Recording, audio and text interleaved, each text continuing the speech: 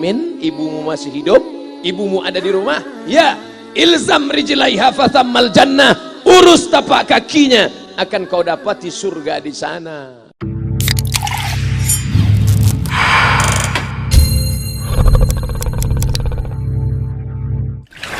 Haji Halim sedang menunjukkan begini cara sayang kepada ibu. Wahai kalian yang tak menghormati ibu, yang menyepelekan ibu, yang merendahkan ibu. Malam ini lihat, beliau tidak ada ceramah, tidak ada tausiah, tapi langsung dibuat begini cara menghormati ibu. Ini sekarang banyak orang tak menghormati ibu. Berapa banyak ibu yang awalnya bantu-bantu, lama-lama jadi pembantu. Dulu dia tidak tarawih, kenapa? Karena kita menangis merengek di rumah. Sekarang di hari tuanya dia tidak tarawih juga. Kenapa? Dia menjaga cucunya. Berapa banyak itu terjadi? Jangan sampai. Dia tidak pernah menolak cucunya, dia sayang. Tapi kita yang berpikir, berapa kali dia tidak jadi sholat duha karena kita kencing di kaitnya. Berapa kali dia tidak tarawih karena kita menangis merengek sampai subuh datang. Berapa kali dia tidak iktikaf karena kita. Andai dia masih hidup hari ini, datang, belikan pakaian yang paling dia suka, belikan perhiasan kalau ada. Andai tidak cium tangannya, tapi yang sudah meninggal dunia, jangan lupa kau doakan, Rabbil firli wali walidayya warhamhuma kama rabbayani saghira. Berdoa pun kau tak mau, apalagi yang akan kau bawa menghadap Allah SWT.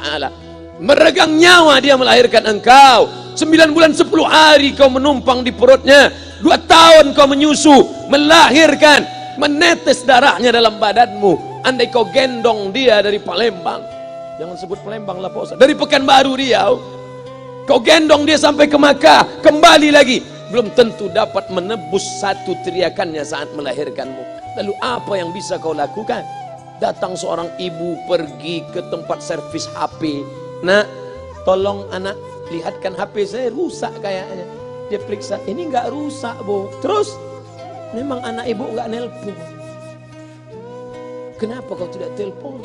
Datang dia ke rumah anaknya. Nah, ibu enggak ada uang mau buka puasa, bisa minjam 100.000. Apa kata si anak? Sebentar ya Ma, aku tanya istriku dulu. Ini Ustaz dapat dari mana? Ada yang kirim WA grup. Jadikan ibumu seperti raja, maka rezekimu akan diberikan Allah seperti rezeki raja-raja. Bukan hadis, dapat dari grup WA. Ini ibu minta terus sholat tarawih, tapi sang anak sudah tidak bisa.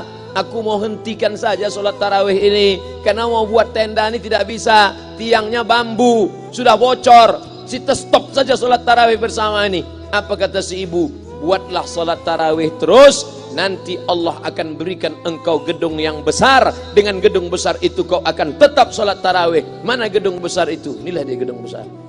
Langsung dikabulkan Allah Subhanahu wa ta'ala. Karena setelah Allah langsung orang tua. Wa qadha rabbuka alla ta'budu illa iyyah.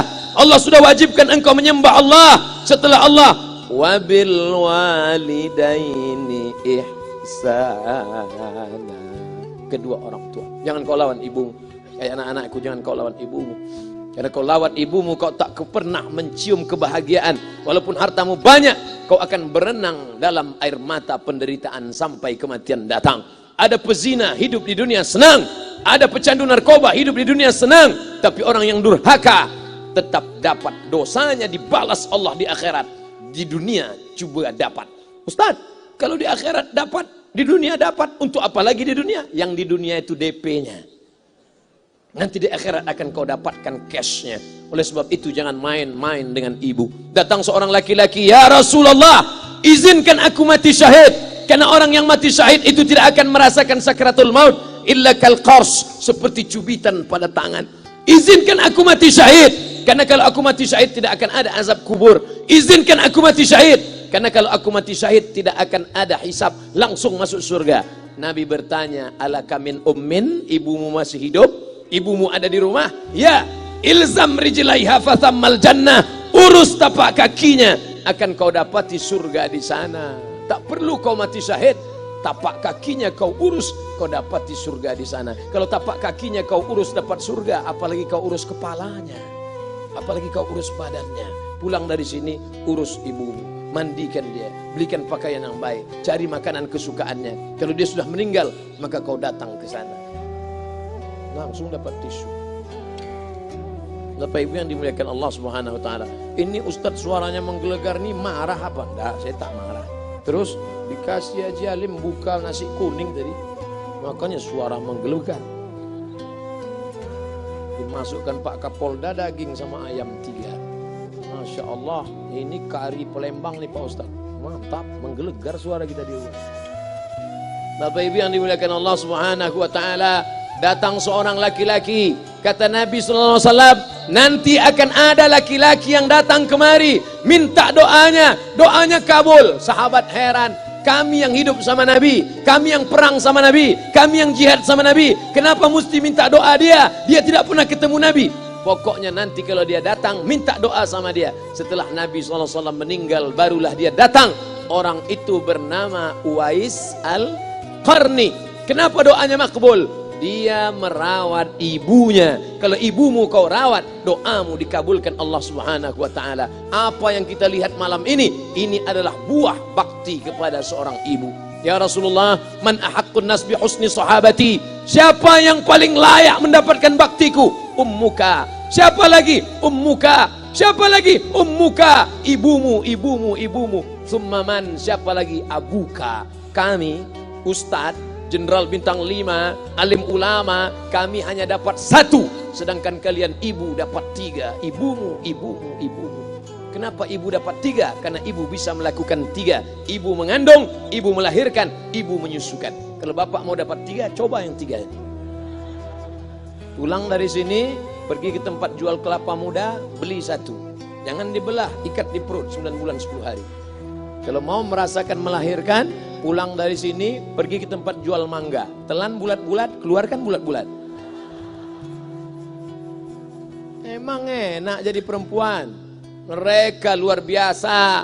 Tanya ibumu, berapa kali dia meninggalkan puasa Ramadan? Saat mengandung engkau, 30 hari dia tak puasa. Saat menyusukan tahun pertama, 30 hari dia tak puasa. Saat menyusukan tahun kedua, 30 hari dia tak puasa. Saat dia mau ganti qadha tahun berikutnya, adik mau menyusul.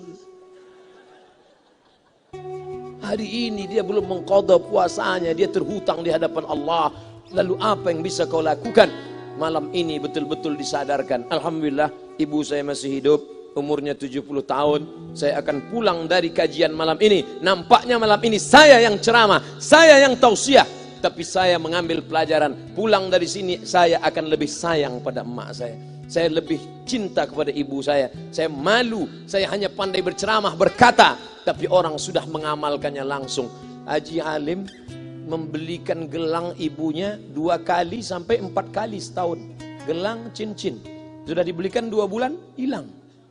Kemana? Ada orang susah tadi aku kasih. Ternyata itu yang membuat rezeki melimpah ruah. Maka rezeki buah yang sudah matang harus kita joloknya dengan apa? Dengan berbakti kepada ibu. Bapak Ibu yang dimuliakan Allah, saudara-saudaraku yang dimuliakan Allah Subhanahu wa taala. Ibu ini luar biasa. Sampai-sampai ibu, Ustaz jangan nunjuk pakai tangan kiri lah. Oke, pakai kanan. Ibu, andai ngomong ibu salah, tetap dikabulkan Allah Subhanahu wa taala. Ada seorang ibu memanggil anaknya, "Ya Juraij, wahai Juraij." Anaknya sedang beribadah. Ibadah pada Allah atau nyambut ucapan ibu? Allah lebih mulia, dia diam. Ya Juraij, dia tetap diam. Ya Juraij, dia tetap diam. Dia tidak jawab seruan ibunya. Sampai akhirnya ibunya berkata, apa kata ibunya? Allahumma la tumitshu hatta turihi wujuhal mumisat. Jangan matikan Juraij sebelum matanya melihat wanita, maaf, tunasusila. Jangan matikan Juraij sebelum matanya melihat wanita tunasusila, WTS PSK, orang nakal, orang jahat. Tidak mungkin ahli ibadah matanya melihat orang jahat. Tapi takdir berkata lain. Tak lama setelah ucapan sang ibu, ada seorang WTS PSK hamil. Tidak diketahui suaminya, ditangkap, ditanya, siapa yang menghamilimu? Apa kata si perempuan? Yang menghamiliku adalah Juraij. Sampai Juraij ketika difitnah, perempuan wanita susila itu ditanya, siapa yang menghamilimu? Ternyata dia berkata, Juraij. Akhirnya mereka menangkap Juraij. Juraij, ternyata engkau selama ini pura-pura saja menjadi pelaku ibadah. Engkau ternyata sudah menghamili perempuan ini. Mereka menghancurkan tempat ibadah Juraij. Tapi kemudian Juraij sabar. Dia katakan, nanti tunggu anak itu lahir, kalian baru tahu. Setelah tak lama anak itu pun lahir. Dan mereka bertanya kepada anak kecil yang belum bisa bicara, ya gulam, wahai anak kecil, man abuka, who is your father? Siapa bapakmu? Hai anak kecil, siapa bapakmu? Juraij menusuk pusar anak itu dengan telunjuknya. Dia mau tunjukkan kepada orang ramai bahwa dia tidak salah, dia tidak pezina, dia tidak melakukan perbuatan dosa. Ya gulam, hai anak kecil, man abuka, siapa bapakmu? Apa kata anak kecil itu? Cowboy. Ko sapi, boy penjaga sapi, pengembala sapi. Bapakku pengembala sapi. Barulah orang Yahudi tahu ternyata ra'il ghanam yang menghamili PSK perempuan jahat tadi adalah penggembala sapi. Lalu kenapa fitnah itu terjadi? Allah mengabulkan doa si ibu sebelum Juraij mati. Matanya pernah melihat wanita tuna susila. Oleh sebab itu ibu jangan sampai kalau marah sama anak memanggil anak dengan kata-kata yang tak baik. Setan, hantu. Kalaupun marah panggil dia, calon wali kota. Sini sebentar. Kalau marah betul, calon gubernur. Sini sebentar. Doa ibu dikabulkan Allah Subhanahu wa taala. Saya setahun setiap bulan Februari ceramah di Kuala Lumpur seminggu. Kuala Lumpur, Selangor, Sarawak, Kuching, kemudian Malaka, Ipoh, Negeri Sembilan. Ketika saya tausiah datang ibu-ibu makcik Malaysia. Assalamualaikum. Waalaikumsalam. Ustaz Somad. Ya. Saya nak jumpa dengan emak Ustaz. Loh, ngapa jumpa emak saya? Jumpa saya lah. Ustaz pasti dididik oleh seorang ibu. Saya ingin jumpa ibu Ustaz. Saya sangka dia mau jumpa saya. Ternyata ibu di tengah para habaib, diambil diri seorang profesor, dibalik diri seorang gubernur, wali kota, Kapolda. Di dalam diri mereka ini adalah orang-orang luar biasa, tapi dilahirkan oleh perempuan-perempuan yang super luar biasa. Betul? Mereka ini semua dibesarkan perempuan. Makanya ada ungkapan al-jannatu tahta aqdamil ummahat, surga di bawah telapak kaki ibu. Tapi ada yang mengatakan itu dulu Pak Ustaz, sekarang sudah berubah, surga di bawah telapak kaki babysitter. Karena banyak yang menitipkan anaknya kepada penitipan anak. Jangan bu, walaupun kau wanita karir, tidak seberapa itu. Tidak dapat kau tebus kehilangan masa-masa manja mereka dengan pendidikan. Ini banyak ibu-ibu sekarang sudah tidak lagi mengurus anaknya.